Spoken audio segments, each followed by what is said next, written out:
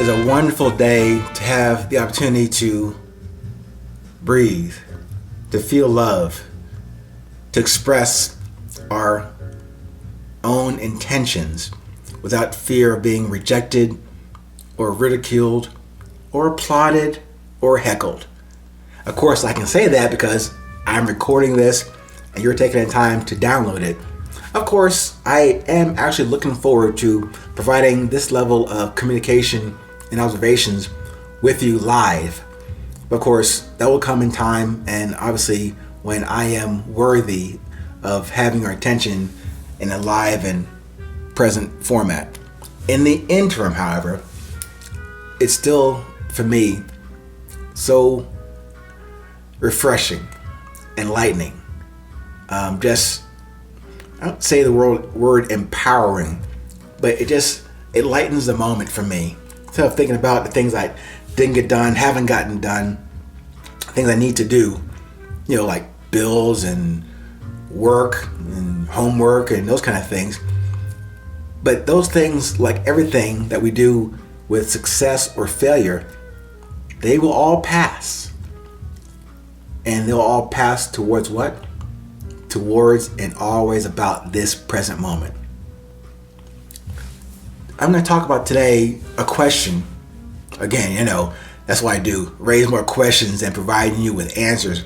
But that is really not to be, I am a contrarian by nature.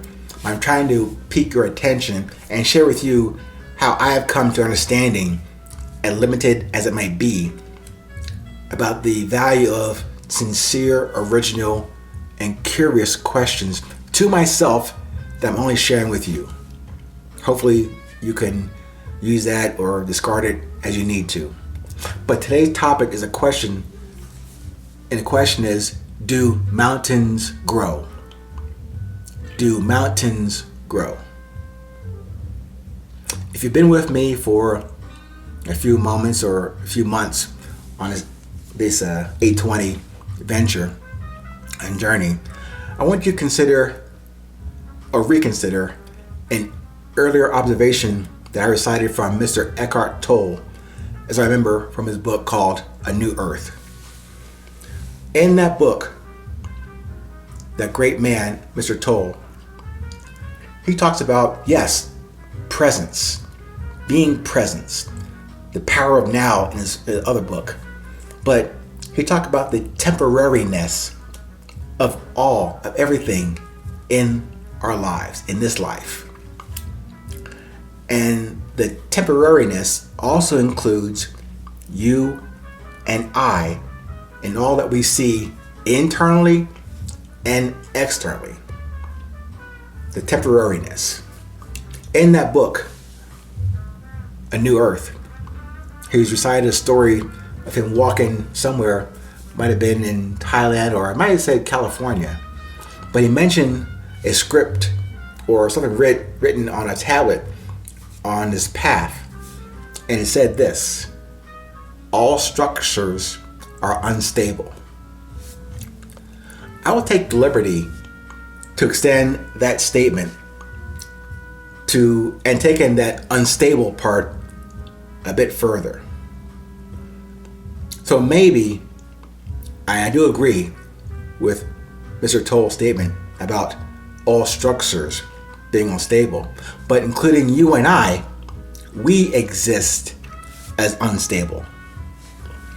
But in a different perspective, maybe you and I are unstable because we are perfect. Let me say that again. Maybe you and I are unstable or appear as unstable because we are perfect. We are all in the process of completing, in the process of living each day, in the process of dying each day. In all three process examples, doing all three in each day in a set of moments that may be our last. Like today, and now only today. Of course, we can, when things are going well, we can wish and pray for more, for an extension of all that goodness. Or maybe we could just get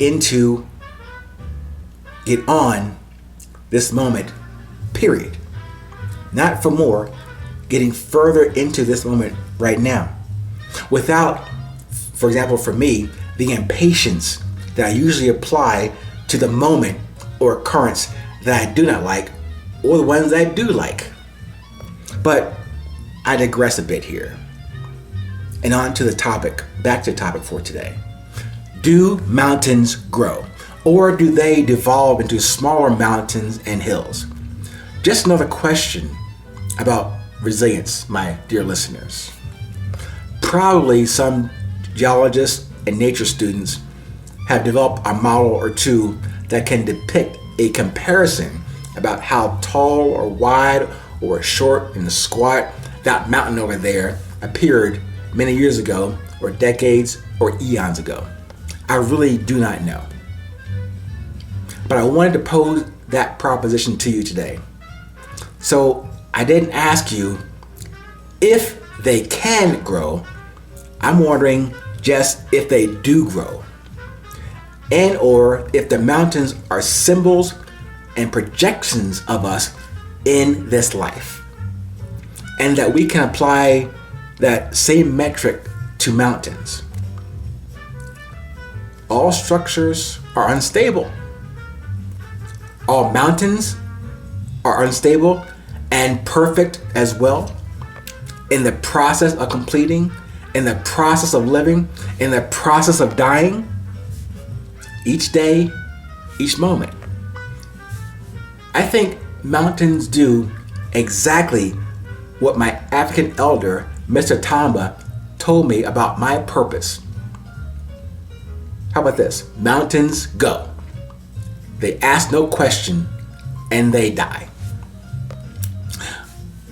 I will just take the additional liberty to presume, to the question I posed to you earlier, I presume that they also grow in that process. Mountains, they grow, they exist, they are there. Mountains probably do not ask any questions. And another presumption I'm going to take the liberty to pronounce. Those mountains do die. I'm just saying. And that saying I'm proposing to you applies to you and I as well. We go. We should ask no questions, or ask those curious questions, those genuine, original questions, those organic questions in the process of doing or executing our purpose and our message and our drive, and die. Not die in a glorious, ball of flame. Just in every moment, every day, we have given our best and our fully best to that moment to do just that. We do grow. We do go. We ask the proper questions, and then we will die on that purpose. Thank you once again for considering this departure or dispatch into the mountain growth. As always, stay present, stay current. It is always 8:20.